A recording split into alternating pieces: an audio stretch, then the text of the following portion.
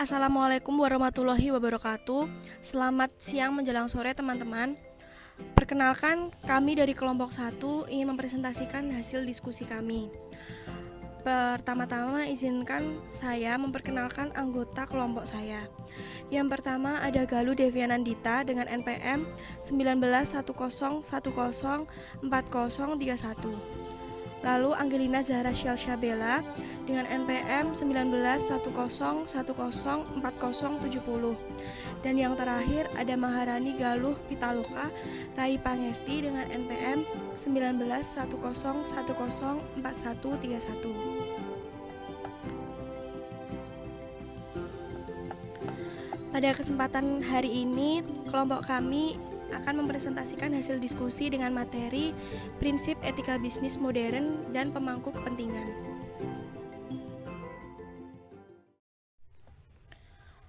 Makna etika bisnis. Di dunia bisnis, pernyataan etika atau etika bisnis merupakan wujud dari penerapan serangkaian prinsip-prinsip etika normatif ke dalam perilaku bisnis. Etika bisnis berperan sebagai pedoman dalam menentukan benar tidaknya suatu tindakan yang dilakukan perusahaan dalam menjalankan bisnisnya. Sebuah survei di Amerika Serikat tahun 2005 menemukan 52% karyawan pernah melakukan tindakan yang tidak etis, seperti memarahi atau mengancam karyawan lain, berbohong baik kepada sesama teman, pelanggan, pemasok, masyarakat, bahkan kepada atasannya untuk menghindari hukuman. Melanggar aturan, termasuk aturan yang berhubungan dengan kesehatan dan keselamatan kerja. Mengeluarkan kata-kata tidak senonoh, merendahkan orang lain atau jenis kelamin tertentu, pelecehan seksual, dan melakukan diskriminasi kepada orang lain atas dasar suku, agama, jenis kelamin, atau yang lain-lain. Bisnis sebagai tindakan luhur. Bisnis atau perusahaan adalah organisasi yang terlibat dalam penyediaan barang dan jasa yang diperlukan masyarakat. Keberadaan bisnis tidak hanya untuk melayani dirinya sendiri, melainkan juga untuk melayani masyarakat, sehingga dalam menjalankan kegiatannya, bisnis dituntut untuk menyeimbangkan antara tujuan ekonomis, laba, dengan tujuan sosial, menjalin relasi dengan masyarakat melalui penyediaan layanan terbaik. Bisnis dapat dikatakan berhasil apabila mampu menyeimbangkan tujuan ekonomis dan sosial sekaligus. Dengan kata lain, tujuan utama bisnis tidak hanya untuk menghasilkan laba, namun juga untuk menghasilkan nilai atau value creation bagi seluruh pemangku kepentingan. Alasan berbisnis secara etis. Alasan pertama adalah bisnis yang dijalankan untuk memenuhi kebutuhan para pemangku kepentingan atau stakeholders. Sebuah jajak pendapat di Amerika Serikat tahun 2001 menemukan 9 dari 10 negara yang disurvei saat itu memilih untuk menjalankan hidup sesuai dengan standar etika yang tinggi, karena melalui hal ini kualitas kehidupan masyarakat dapat meningkat. Dengan demikian, apabila masyarakat sudah terbiasa dengan kehidupan yang baik dan etis, maka dengan sendirinya bisnis yang dijalankan pun akan dikelola dengan baik dan etis. Good corporate governance. Alasan yang kedua, praktik bisnis berpengaruh terhadap kemampulabaan profitability perusahaan di masa datang. Beberapa penelitian sosial menunjukkan adanya hubungan yang positif antara perilaku yang bertanggung jawab secara sosial dengan besarnya tingkat keuntungan, dan tidak ditemukan korelasi etika bisnis sebagai beban dari pemerolehan keuntungan. Penelitian lain menunjukkan perusahaan yang bertanggung jawab secara sosial dan bertransaksi di pasar saham umumnya mampu memperoleh imbal hasil retur yang lebih tinggi dibandingkan perusahaan lain. Hal ini menunjukkan bahwa penggunaan etika bisnis yang benar dalam bisnis yang dijalankan tidak memperkecil keuntungan, namun justru berkontribusi lebih tinggi pada pemerolehan keuntungan. Alasan yang ketiga, perlunya bisnis dijalankan secara etis sesuai perundang-undangan yang berlaku. Contohnya penerapan aturan Sarbanes-Oxley Act untuk seluruh korporasi Amerika Serikat yang beroperasi di seluruh dunia. Ketentuan ini dikeluarkan oleh pemerintah Amerika Serikat tahun 2002 pasca terjadinya berbagai skandal keuangan yang melibatkan korporasi besar seperti Enron, Tyco, dan WorldCom. Alasan keempat, perlunya etika dalam mengelola bisnis adalah untuk mencegah kerugian besar, no harm, yang berdampak bagi masyarakat dan pemangku kepentingan sebagai akibat dari tindakan sebuah korporasi. Korporasi yang membuang limbahnya ke sungai misalnya, pasti membawa kerugian besar bagi masyarakat yang tinggal di dekat sungai tersebut. Selain juga dapat membawa korban jiwa bagi penduduk setempat. Oleh karena itu, banyak aturan pemerintah ditetapkan untuk mencegah kerugian maupun kerusakan fatal bagi pihak masyarakat. Filsuf terkemuka Thomas Hobbes menguraikan bahwa dalam masyarakat tanpa etika, ketidakpercayaan dan kepentingan diri yang tidak terbatas dapat menciptakan perang manusia terhadap manusia yang lain, sehingga dalam situasi seperti itu, kehidupan manusia akan terasa sangat brutal dan dangkal.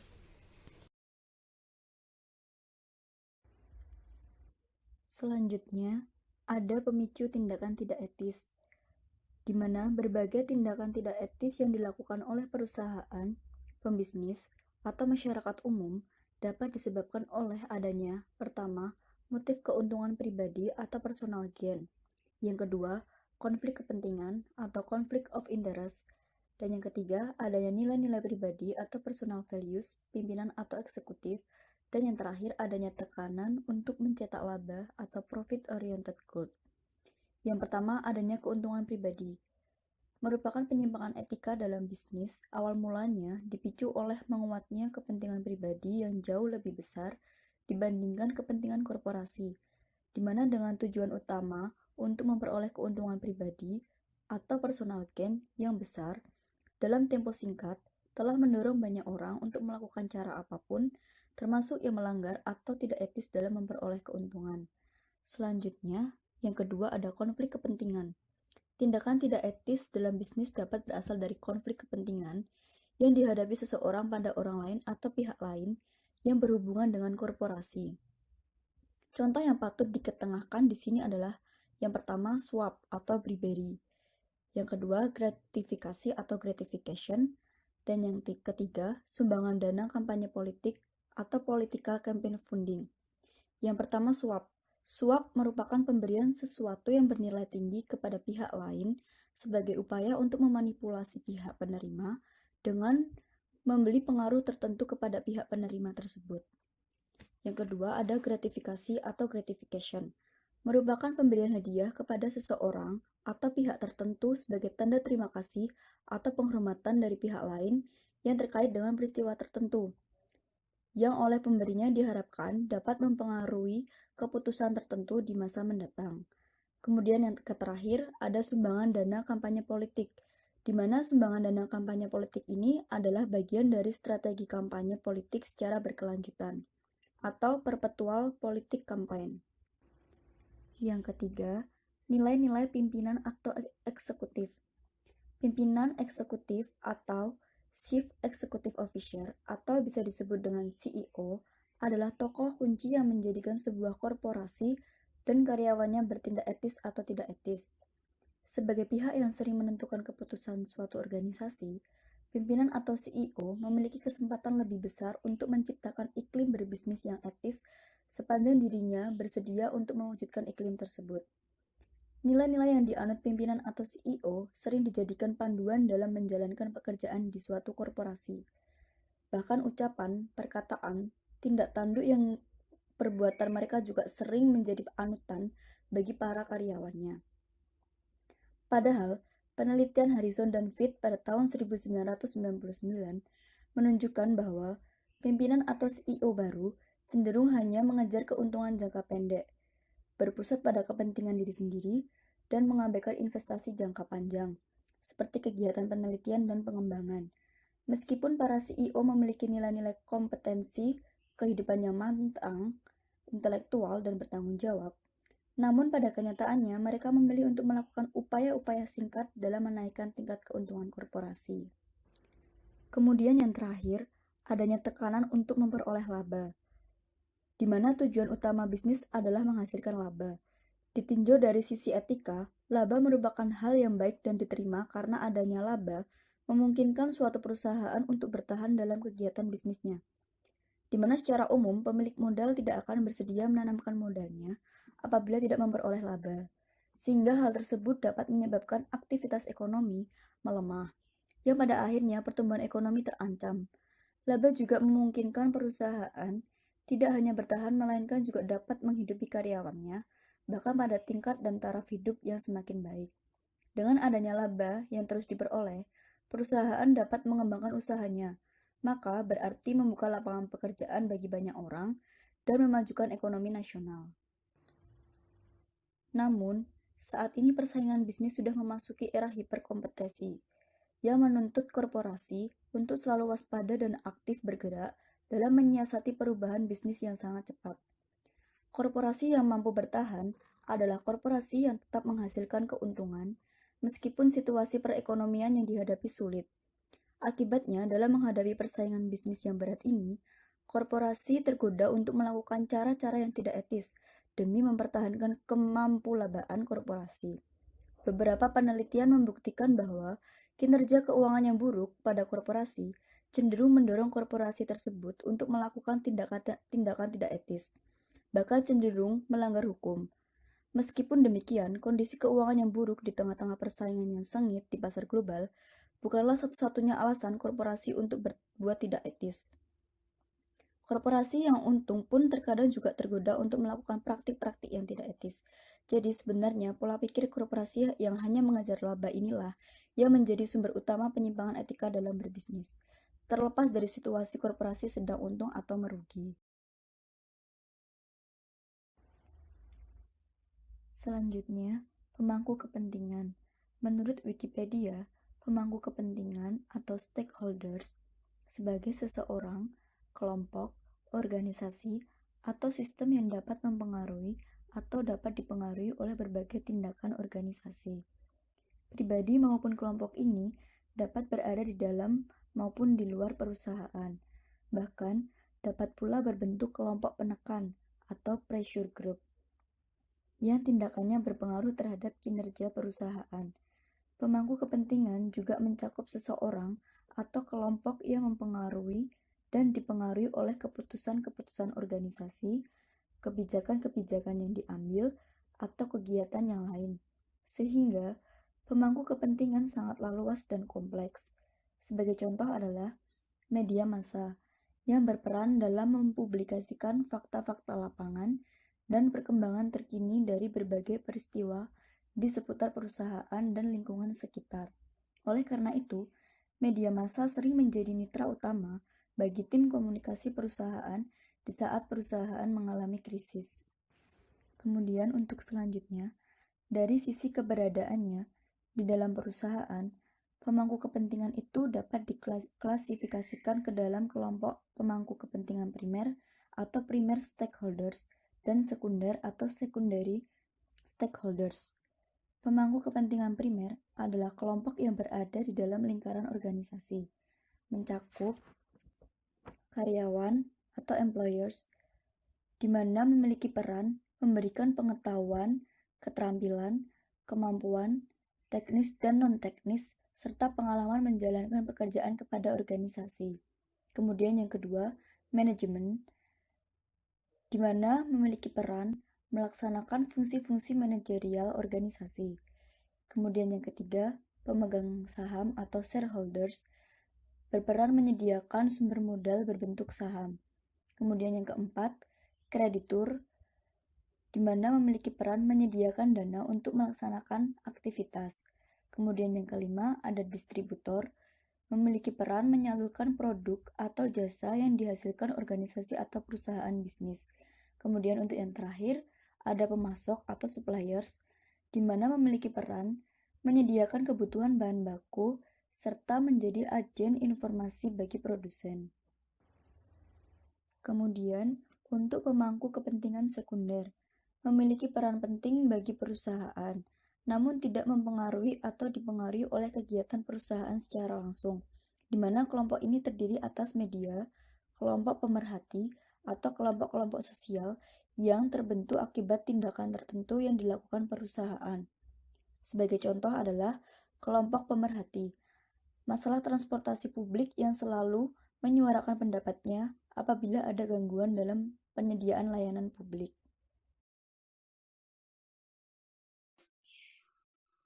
Selanjutnya, hubungan bisnis dengan pemangku kepentingan. Satu hal yang selalu berubah dalam kehidupan ini adalah perubahan itu sendiri. Perusahaan dan pemangku kepentingannya tidak hidup dalam dunia yang terisolasi.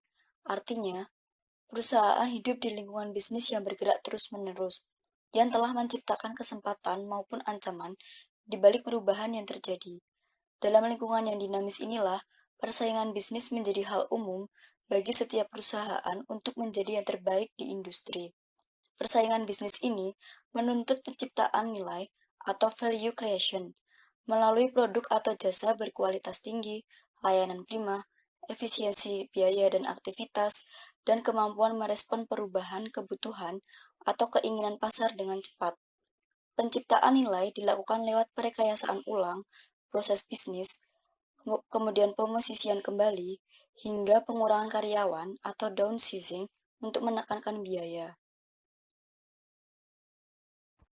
Kemudian, terdapat kekuatan pemangku kepentingan, di mana setiap pemangku kepentingan memiliki kekuatan atau stakeholder power, melalui sumber daya yang dimiliki untuk mewujudkan suatu peristiwa atau untuk memastikan hasil-hasil yang mereka harapkan. Kekuatan pemangku kepentingan meliputi 5, yakni kekuatan pemegang saham, kekuatan karyawan dan tenaga kerja, kekuatan pelanggan dan pemasok, kekuatan pemerintah, dan kekuatan masyarakat. Berikutnya ada koalisi pemangku kepentingan, di mana koalisi pemangku kepentingan atau stakeholder coalition dapat menjadikan isu-isu bisnis sebagai faktor utama memperlancar atau menghambat realisasi bisnis. Koalisi pemangku kepentingan selalu bersifat dinamis, sehingga komposisi kelompok pemangku kepentingan dapat berubah kapanpun, termasuk kepentingan dan kedekatan hubungan antara mereka. Sebagai contoh, perusahaan yang dulu aktif membentuk koalisi pada akhirnya memisahkan diri setelah merasa kepentingan yang disuarakan melalui koalisi telah tercapai atau tidak tercapai sama sekali.